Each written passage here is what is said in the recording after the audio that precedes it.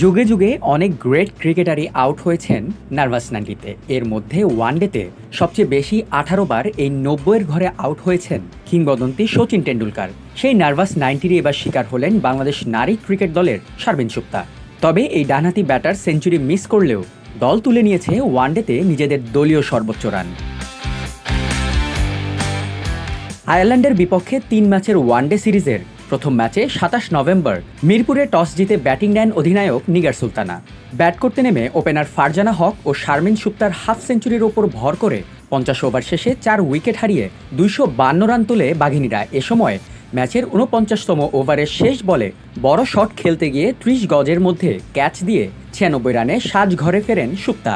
ক্যারিয়ারে এখন পর্যন্ত 36 ওয়ানডে খেলা এই ডানহাতি ব্যাটারের এর আগে 3টি হাফ সেঞ্চুরি থাকলেও ছিল না কোনো সেঞ্চুরি। এবার যেন তীরে এসেই তরি ডোবালেন সুক্তা। তবে সুক্তার এই 96 রানের কল্যাণে এক কীর্তিও গড়ে বাংলাদেশ। 252 রান করে বাঘিনীরা ছাপিয়ে গিয়েছে ওয়ানডেতে নিজেদের আগের দলীয় সর্বোচ্চ সংগ্রহকেও। এর আগে 2023-এর ডিসেম্বরে দক্ষিণ আফ্রিকার বিপক্ষে তাদের মাটিতেই প্রথমবার 250 রানের মাইলফলক ছুঁয়েছিল বাংলাদেশ। এবার মিরপুরে আয়ারল্যান্ডের বিপক্ষে সেই 250 রানকে ছাপিয়ে 252 রান করে বাঘিনীরা।